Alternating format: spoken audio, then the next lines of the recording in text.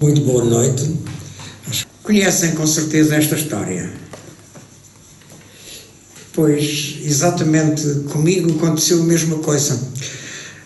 Ali diz que se vieres, por exemplo, às 4 da tarde, desde as 3 eu vou começar a sentir-me feliz. Conhecem a história da raposa e do príncipezinho? Pois comigo aconteceu exatamente a mesma coisa. Há vários meses que eu sabia que hoje, dia 9, estaria aqui e, portanto, eu nestas semanas todas que foram passando, eu fui antegozando o privilégio de estar aqui na vossa presença. Muito obrigado. Espero que no final não se sintam, como é dizer, desconsolados por aquilo que eu vou aqui dizer, que não é nada de novo, como verão. Ali tem já o meu e-mail, para o caso de quererem depois, mais tarde, fazer perguntas, mais tarde, por escrito, que assim eu entendo. O título é Singularidades Epigráficas, porque eu achei que era curioso, enfim, mostrar vários aspectos dos estudos da epigrafia, porque, de facto, falar em epigrafia, as pessoas dizem assim, isto que coisa é, coisa esquisita, com certeza, mas... E eu, o que tenho estado a tentar mostrar nos últimos tempos é isso mesmo, é que, reparem, pode asseverar-se, sem medo de errar, que as inscrições nos perseguem a todo momento. Não prescindimos de ler as placas toponímicas das ruas, os letreiros dos estabelecimentos, os epitáfios do cemitério. Por detrás de todas está o homem que, desta sorte, quis transmitir aos vindouros uma ideia, um nome, a memória de um evento, para que se não olvidasse. Assim também ocorreu na época romana, e não será despropósito atentar em 5 exemplos dessas histórias singulares. Começo pelos barbeiros de Vipasca. É uma inscrição singular, ou seja, nós encontramos em Vipasca, que é na zona de Aljustrel. As minas de Aljustrel foram, como sabem, exploradas pelos romanos, e deu-se a singularidade de se encontrarem 2 fragmentos de leis, ou seja, de prescrições que deviam ser tidas em consideração na altura da exploração das minas. Há uma tábua que mostra como é que se deve trabalhar, sobretudo regras, imaginem, regras de segurança no trabalho, porque se encontrar isto ou se encontrar aquilo, cuidado, não se deve continuar.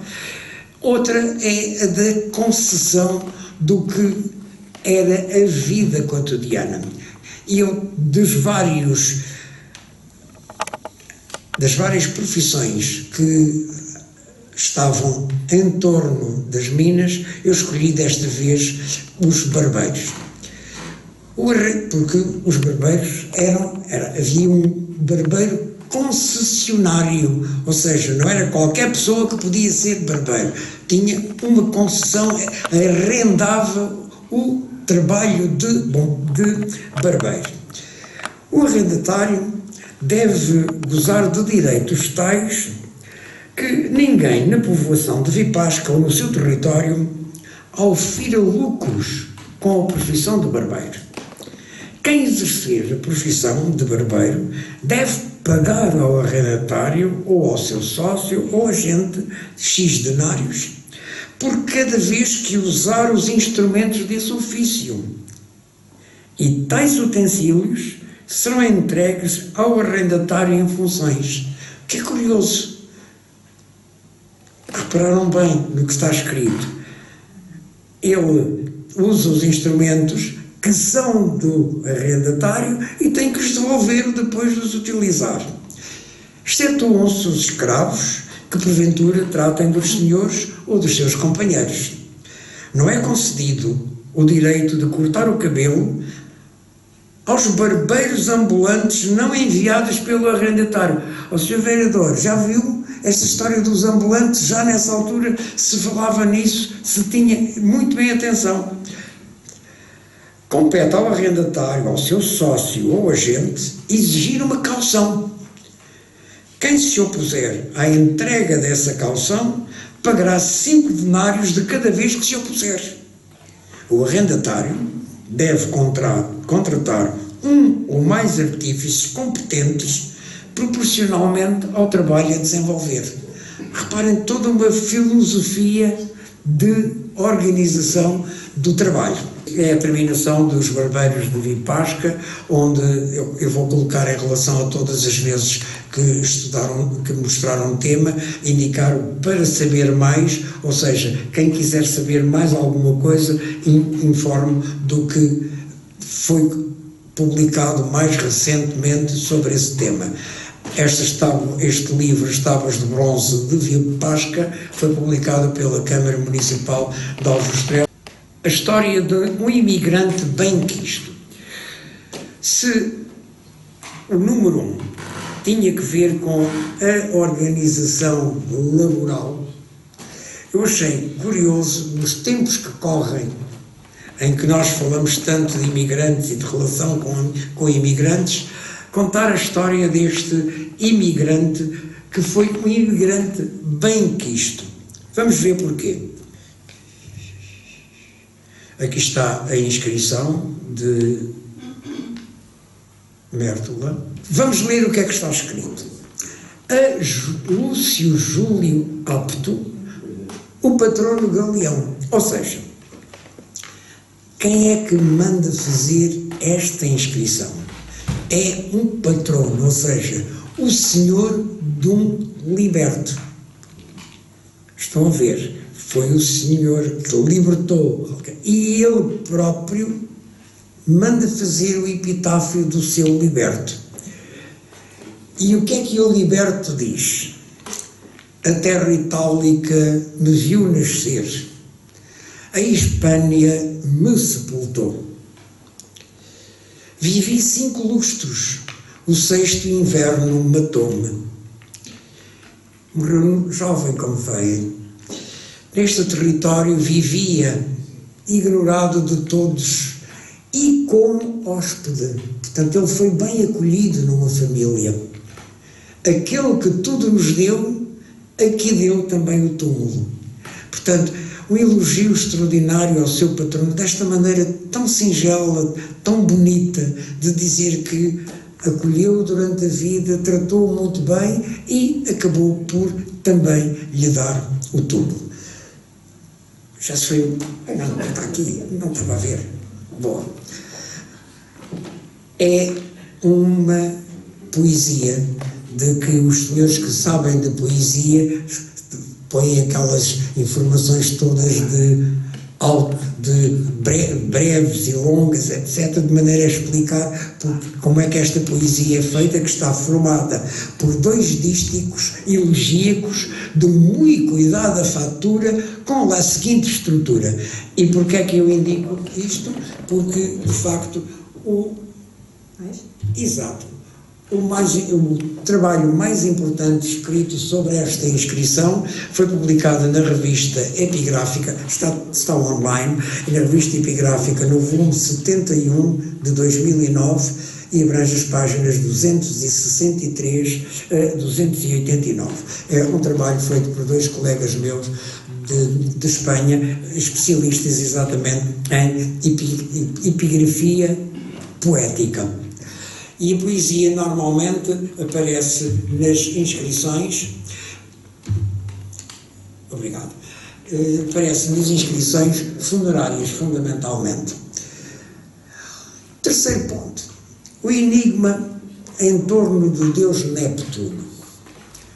Porque, e este é um manuscrito já muito antigo, de um senhor chamado Cornide, que viajou por Portugal e andou a ver as inscrições que existiam por aqui.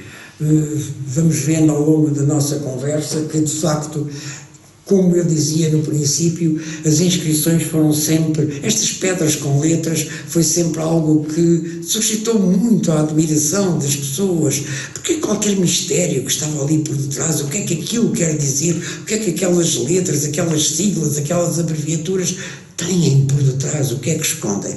E daí que eles, portanto, encontravam qualquer coisa e acabavam por desenhar e escrever o que estava. E uma das inscrições que é indicada é esta Neptunale, que se situa em Bobadela, que é, creio que pode ir à frente, exatamente, em Oliveira do Hospital. É uma inscrição que tem causado muita surpresa, porque na realidade é estranha. Só aparece ali e, por conseguinte, não temos ideia nenhuma do que é que possa ser. Bem, Oliveira do Hospital e, concretamente, Bobadela, tem uma tradição muito antiga romana, tem inclusivamente um circo romano, o que é raro em Portugal, de forma que devia ser uma cidade muito, muito importante. E, como todas as cidades, têm uma série de construções e são sítios apetecíveis. As pessoas que vêm depois e precisam de fazer igrejas ou precisam de fazer casas, acabam por utilizar as pedras que já existiam antes para fazer qualquer coisa. E esta pedra Neptunale, e é curioso verificar que as pedras, quando têm letras, os artífices ou os canteiros acabam por agarrar nelas e as porem nas paredes com a inscrição para fora, como quem diz, espera aí, isto, é melhor eu não deixar isto escondido, é melhor mostrar o que está escrito. Portanto, esta inscrição estava na primeira igreja da Bobadela, e quando essa igreja foi demolida, fez-se outra, agarraram nesta pedra e voltaram a colocá-la na parede, mas, claro, completamente desgarrada. E nós não temos ideia nenhuma de onde é que ela podia ter estado. Até porque isto, Neptunale, é estranhíssimo. É uma placa, como veem, de 43 por 2,30 metros, as letras são bastante grandes, de forma que nós, com certeza, temos que pensar em alguma coisa que seja relacionado com o edifício.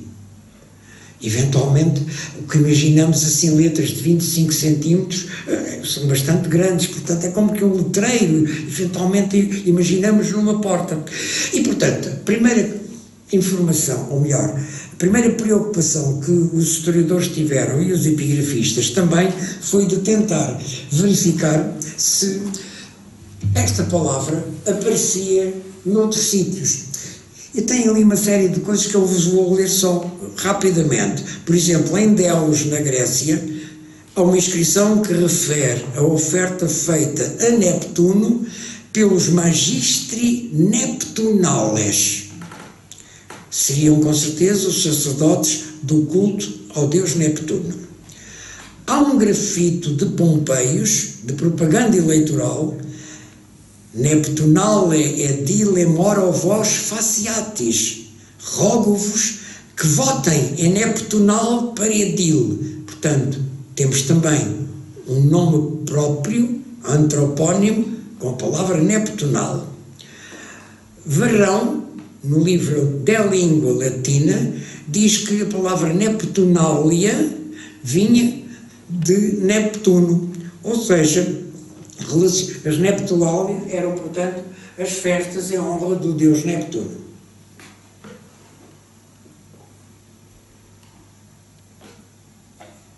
Por seu turno, Ausónio, no livro que trata também das festas, diz que Neptunália eram as festas em honra de Neptuno a 23 de julho. Tertuliano, num outro livro, De Spectaculis, apresenta o adjetivo Neptunalis. Há uma inscrição de Ravenna que elude às benesses concedidas aos participantes das festas celebradas junto ao templo de Neptuno, die Neptunaliorum, ou seja, no dia das Neptunálias. E outra inscrição de Ravenna também fala no dia das Neptunálias. Ou seja, quer isto dizer que, de facto, nós temos aqui algo que está relacionado com as festas em honra do deus Neptuno. E o que é que poderá ser? E aqui eu transcrevo o texto do Dr. Jorge Alarcão, que sintetiza muitíssimo bem este assunto, porque se punha o problema do que é que isto poderia ser. E ele diz, numa cidade do interior, como é o caso de Bobadilla, o culto de Neptuno, que como sabem é o deus do mar, parece não ter explicação. Mas, diz o Dr. Alarcão, Neptuno podia ter sido aqui adorado como uma divindade genérica das águas, dos mares, dos rios, dos lagos, das fontes. A tal foi, aliás, a natureza do primitivo Neptuno latino, antes da sua identificação com o Poseidon grego. A ser assim, teríamos mais um caso de representação arcaica ou tradicionalista de uma divindade romana, o que isto implica para Bobadilla uma tradição muito grande e uma grande contaminação pela cultura romana, se assim fosse. Na inscrição de um templo a Neptuno, diz o Dr. Alarcão, se caso considerássemos que esta inscrição estava na frontaria de um templo, deveria ler-se, porém, Neptuni Templum, templo de Neptuno. Por isso ele diz que temos de procurar uma melhor explicação para a forma Neptunale, que corresponde ao nominativo do adjetivo Neptunalis, no género neutro, de Neptunus, mais o sufixo alis. Haveria, pois, em Bobadilla, um Ninfeum Neptunale.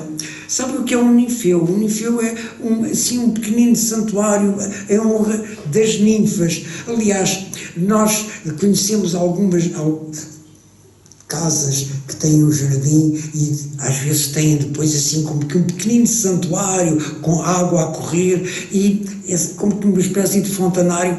É uma tradição que já vem do tempo dos romanos, chamava-se isso um ninfeu. Portanto, podia acontecer isso, e as ninfas estavam diretamente relacionadas com o culto das águas.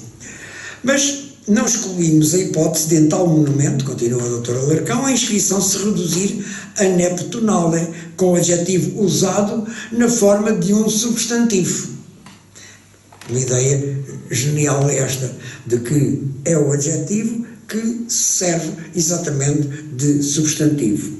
E não deixaremos de assinalar, todavia, que a disposição das letras, com o espaço vago à esquerda e o Edo Neptunale muito encostado à direita, sugere que numa segunda pedra das mesmas dimensões se encontrariam outras palavras que completariam a inscrição.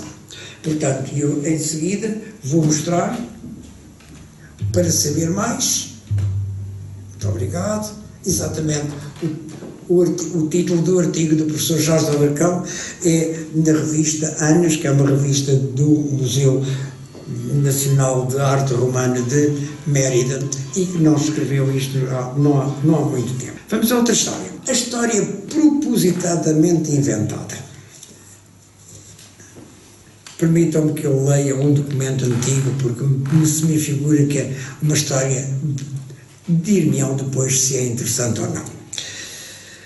Não deve o orador dizer que o que vai dizer em seguida é interessante.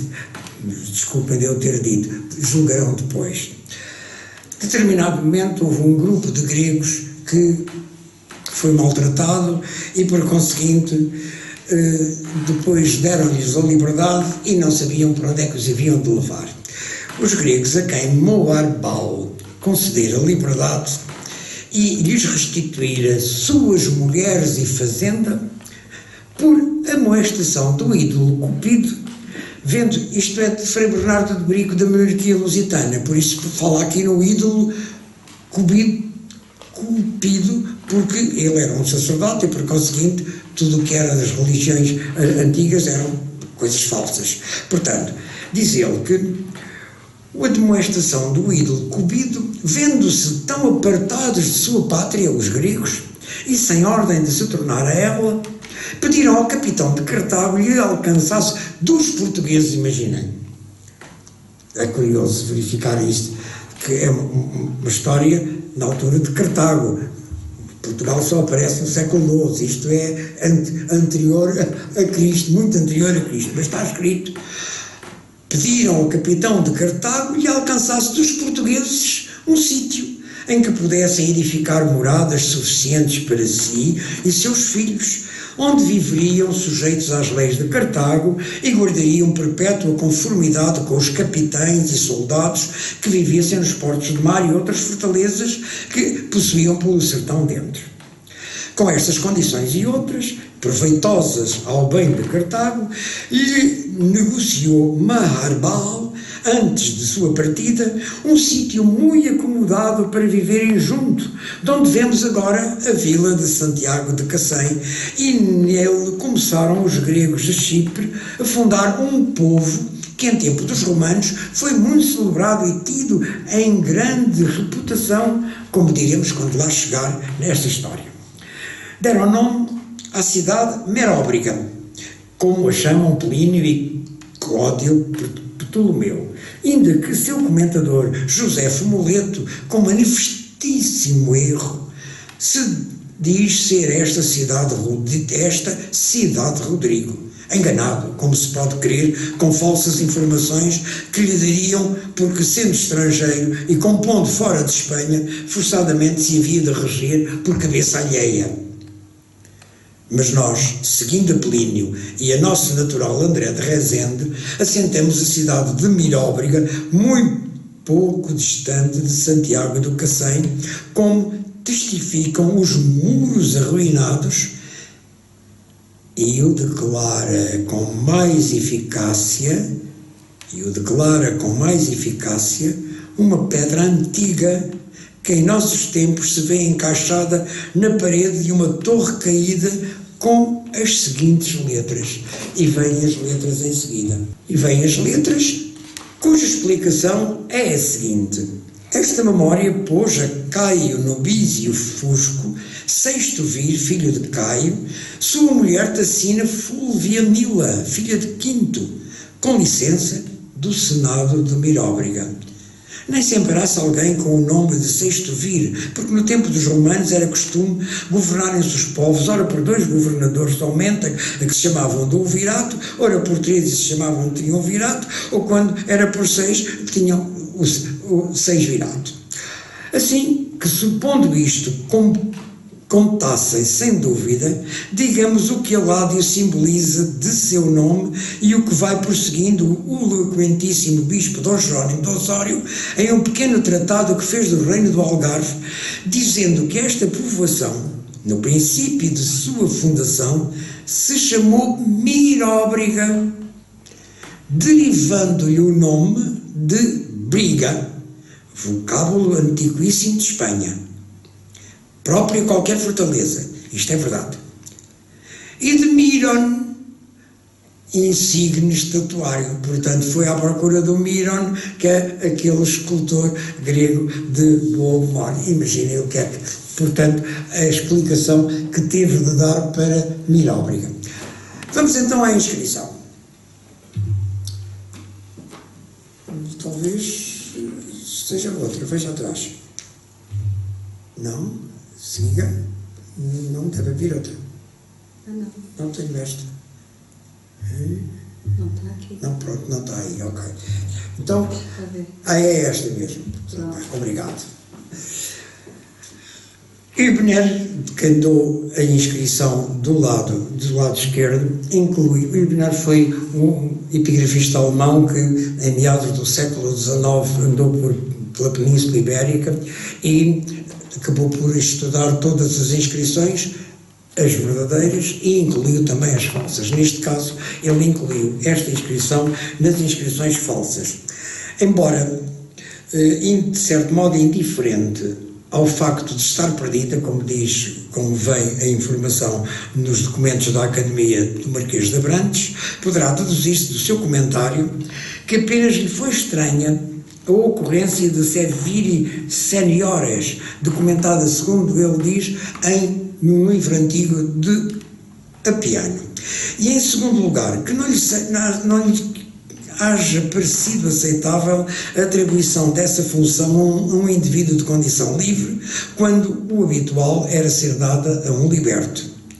Nada observa, porém, no âmbito desta epígrafe, poder querer ratificar o nome antigo do sítio, ao mencionar-se a atuação da respectiva ordem. Volto atrás um bocadinho. Portanto, há uma inscrição que foi dada a conhecer por André de Rezende, em 1593. Frei Bernardo de Brito agarra nela e dá a explicação toda de como é que aquilo, qual o interesse todo. Bernardo de Brito agarra na inscrição e considera como prova de que aquela terra se chama Miróbriga. O nosso amigo André de Rezende, que publicou anteriormente, não fala nisso, nem sequer põe que a inscrição é falsa por estar lá escrito da ordem mirobrigense. Só agarrem 2 ou 3 pormenores. Por conseguinte, esta inscrição que diz a Gaio Nomísio Fusco, filho de Gaio Segesviru Sénior, a esposa Tatília Vulvianila, filha de Quinto, permitente a ordem mirobrigense. Da inscrição publicada por André de Rezende, e eu pergunto no final, talvez esta inscrição valha de novo a pena voltar a analisá-la, porque Nomísios é um nome que se documenta, Fuscos é um nome extraordinariamente frequente, de Tatínia há testemunhos, embora não os haja, por enquanto, no território da Península Ibérica. De Fulvianila há apenas um testemunho e é em Barcelona.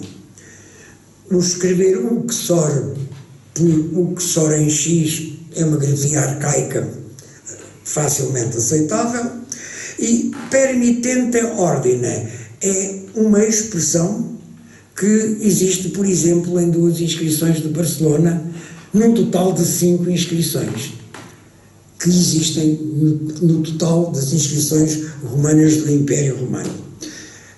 Só acontece que Mirobrigense não se documenta.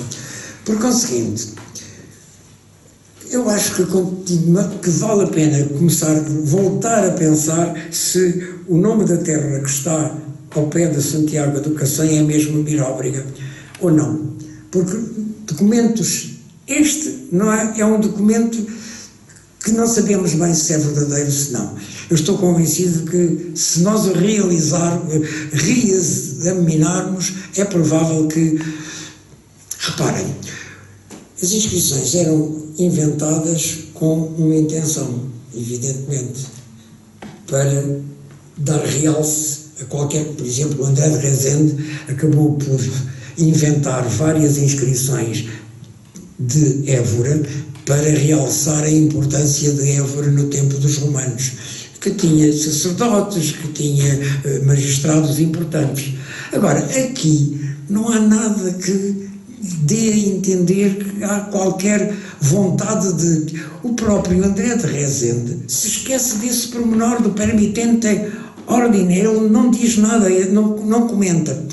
E, por outro lado, embora na realidade diga que o Ibner fala de que ele inventou o Segesviru Seniore, que está na segunda linha, o certo é que o próprio André de Rezende, quando lê a inscrição, não lê Seniore, lê Sentantilia, liga o Sen ao Tantini em baixo. Por conseguinte, há aqui vários pontos que nós precisamos de voltar a eles. Isto também para vos dizer que, tal como em todas as ciências, damos passos à frente, damos passos atrás, vamos ver como é que é. A duquesa que adorava antiguidades. Acontece que no Museu de Odrinhas há uma série de estampas que o Dr. Carneiro Ribeiro encontrou num alfarrabista e achou piada porque, de facto, estas estampas tinham uma série de inscrições. E, como o Museu de Odrinhas é fundamentalmente um museu de epigrafia, ele acabou por as comprar e pôr ali. Eu passava por ali uma vez, outra vez, e via as estampas. Isto é curioso, mas nunca me lembrei assim especialmente de fazer alguma investigação sobre elas. Achei piada. Até que um dia resolvi, espera aí, o que é isto? Que inscrições são estas? Quem é que fez isto? E, portanto, acabei por estudar uma história de veras curiosa, em meu entender, que é, fazem parte, estas duas que eu mostrei, há mais, fazem parte de um álbum que foi dedicado por Agostino Rempici a 25 de agosto de 1843, meados do século XIX, em que o desenvolvimento do interesse pela antiguidade foi muito grande. Recordem-se Pompeius, recordem-se, portanto, todas as explorações que se começaram a fazer em grande escala nessa época. Portanto, foi dedicado à majestade de Maria Cristina de Bourbon, infanta das duas Sicílias, rainha viúva da Sardenha.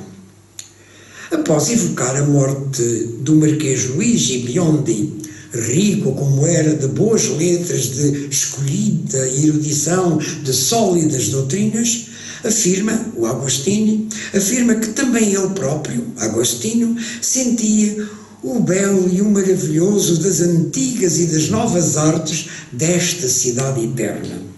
Por isso, tendo-lhe sido proporcionada a ocasião de fazer alguns trabalhos de paisagem, de perspectiva e ruínas de antigas fábricas ao longo da Via Ápia, pôde assim desenhar 25 telas que decidiu oferecer à duquesa para que, em alguma das suas horas de ócio, ela pudesse facilmente recordar a grandiosa magnificência de uma parte daqueles lugares que nos anos da vossa estada em Roma eram com frequência e com sempre novo deleite por vós ilustrados.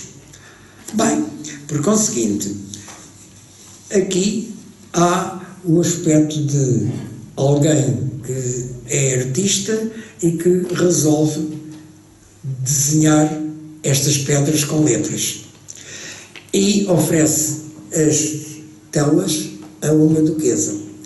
Claro que o epigrafista agarra nas telas e diz, espera aí, vamos lá ver, isto é inventado ou isto é real, isto é verdadeiro ou não é verdadeiro? Era verdadeiro, eram efetivamente as pedras que nessa altura, em meados do século XIX, os nobres de Roma e arredores recolhiam, portanto iam encontrando e iam levando para as suas casas. E portanto estas duas telas que tiveram a ver são as telas que mostram justamente as pedras que foram ali reunidas. Portanto, agora imaginem-se epigrafistas, o que é que pensavam? Vamos lá ver. Então, o que é que eu fiz? Agarrei numa das pedras, salvo seja nada, numa das pedras, esta que se via bastante bem, e disse, vamos lá ver se este senhor inventou qualquer coisa ou se limitou a copiar o que tinha visto. Acho que era um exercício interessante. Fui ver, então, e acontece, de facto, que esta inscrição está hoje no Museu do Vaticano é verdadeira. Diz-se Marcos Iúlios Silanos, filho de Silano, filho do 10º Silano, neto de Gaetúlico, bisneto de... Espera aí, então, ele já tinha 3 nomes em cima, tem mais 2 em baixo, é de decemviro stilitibus iudicandis Saulius Collinus Vixit. Porquê é que eu trouxe esta inscrição? Porque, na realidade, vou ler o que escrevi, o defunto Marco Júnio Silano Lutácio Catulo foi filho, passamos à frente, sim, eu estou a ler o que está lá escrito, foi filho de 10º Silano, foi neto de Getúlico e bisneto de Cosso.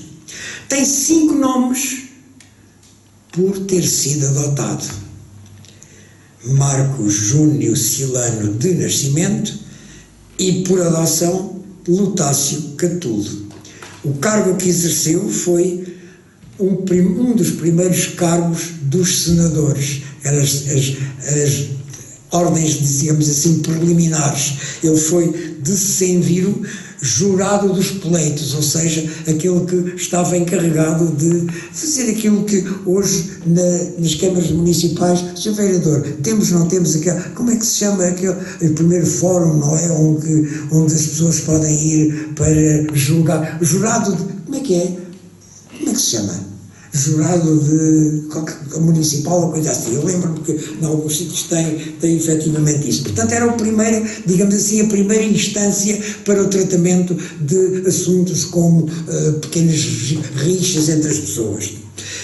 Saulio Colino, chama-se assim porque foi membro do sodalício de sacerdotes, ligado habitualmente em Roma ao culto de Marte, e que em certas ocasiões executavam danças rituais. E havia 2 companhias, com 2 grupos, um a lutar contra o outro. A dos agonenses, que também chamados Collini, que era o dele, e a dos Palatini.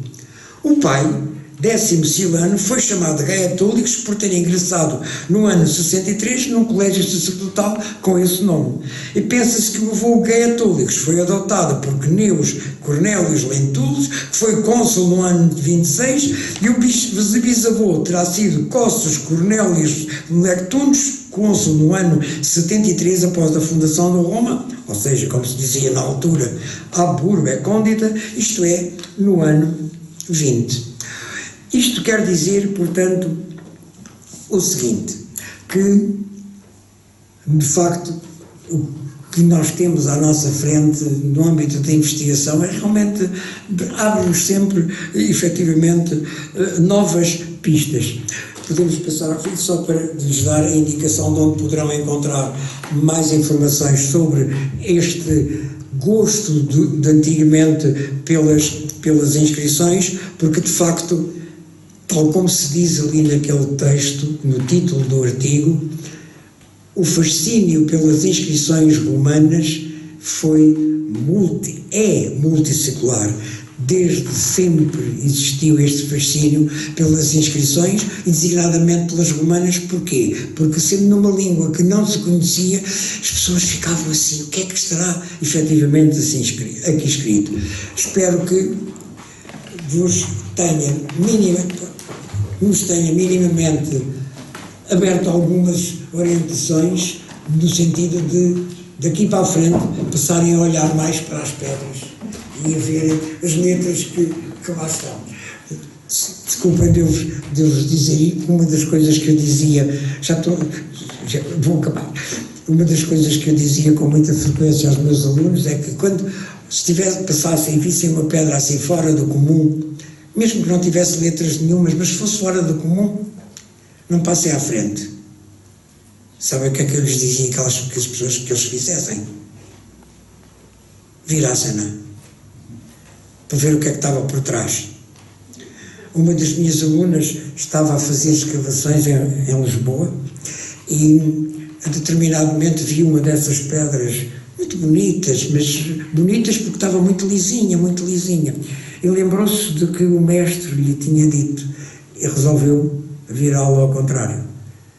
Era uma pedra enorme, virou ao contrário e encontrou um pedestal dedicado à divindade do Imperador Augusto, que se conhecia desde o século XVI, que estava desde o século XVI naquele sítio, mas que agora estava toda enterrada e então a aluna felizmente deu a volta à pedra e hoje é um dos monumentos que está no Museu Nacional de Arqueologia como um dos monumentos mais importantes da cidade de Lisboa no tempo dos romanos, porque foi dedicada ao Divino Augusto.